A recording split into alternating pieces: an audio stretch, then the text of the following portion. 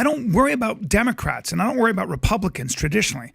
Democrats and Republicans are no problem. You got both sides of the aisle. It makes government move slowly. That's how the country was founded. I got no problem. Some people tend to lean more Democrat, more Republicans. Maybe it's a personality type. You don't have a problem with the Democrat. You don't have a problem with Republicans. They're going to fight. They'll have the gridlock. My issue is this far left woke agenda that has taken hold. They are, when you start talking about, when the New York Times runs 81 articles, I think, on gender-neutral bathrooms when the world's on fire. And this was back when, I think it was a couple years ago. It's like, you're so out of touch with how Americans think. You're so out of touch. When trans rights are trumping everything else. Dude, you're talking about a very tiny, tiny minority of people that when you want to take children and put them on puberty blockers because you're an expert in gender dysphoria. No, you're not.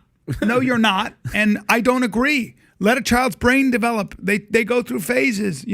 These are common sense things.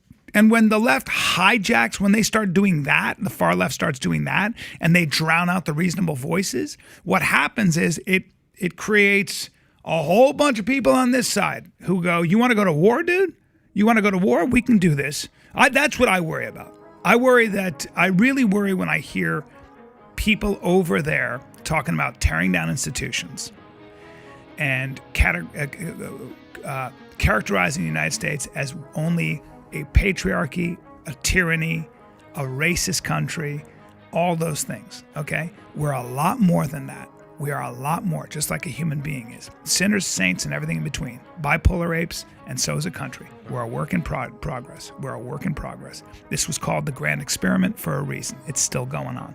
The Constitution is a verb. The United States is a verb. It's an idea that continues to evolve, okay? But I think the Founding Fathers solved the political problem, okay? A little credit where it's due. The words you use like feminism, individualism, universalism, humanism, all those words were invented by the people you're criticizing and by a system you're criticizing. The First Amendment, which you enjoy very much, and saying what you want and screaming, was fought for. It was fought for with blood, and it had to be fought for as an idea, and it had to be won as an idea. All those things that we benefit from every day. You may be a socialist, I respect you, but you're also tweeting from your iPhone. So a little respect for the marketplace as well if you could, right?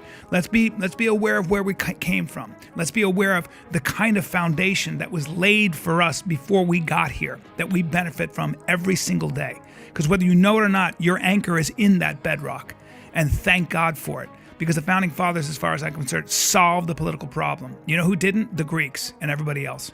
So there, James Madison, Alexander Hamilton, you're talking about John Jay, you're talking about genius. The Federalist Papers is one of the greatest idea in philosophy. I'm sorry, it is.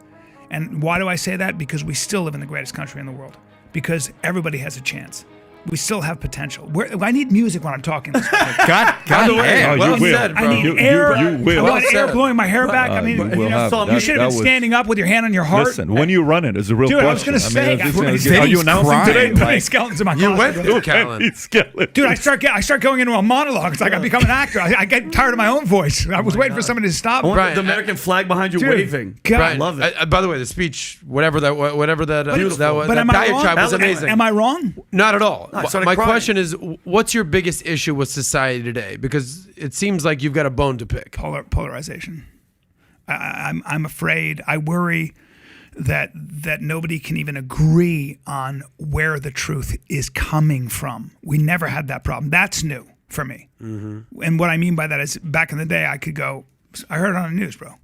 And we go, well, the news is vetted. I trust the New York It's like, oh, what did you hear it on CNN or Fox? My dad always said the New York Times was always leaned left, but you still trusted it as a source of information. There's no question. The New York Times was a trusted source of information. So was the Wall Street Journal, even though it had a much bigger readership. For the audience that doesn't know, what did your dad do for a living? My dad was, I grew up all over the world. You know what I mean? I grew up all over the world. Wasn't he like a CIA? Hey, whoa, Hey, we talking about here.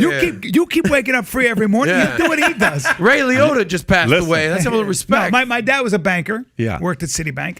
And we lived I was born in the Philippines. I lived in Calcutta and then Bombay, and then Lebanon, then Pakistan, then Lebanon again, then Greece, then Saudi it's a Arabia. banker. Definitely a banker. Definitely a banker. Yeah, for sure. Your dad was a banker. My dad was a banker. I've seen this movie before. I've seen this movie. What do you guys Honey, talking what do you do for them? Why do you leave 3 months at a time? Baby, this is a big deal.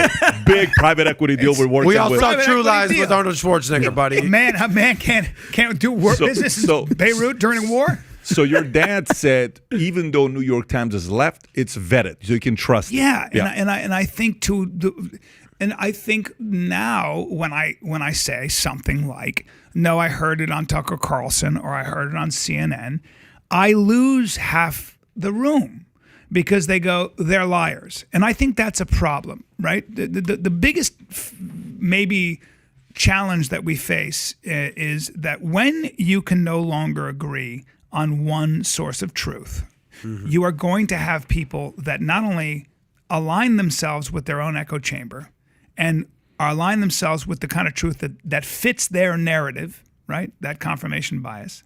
But you have an entire mechanism of information that allows you to get pushed even further in that direction or even further in this direction, right?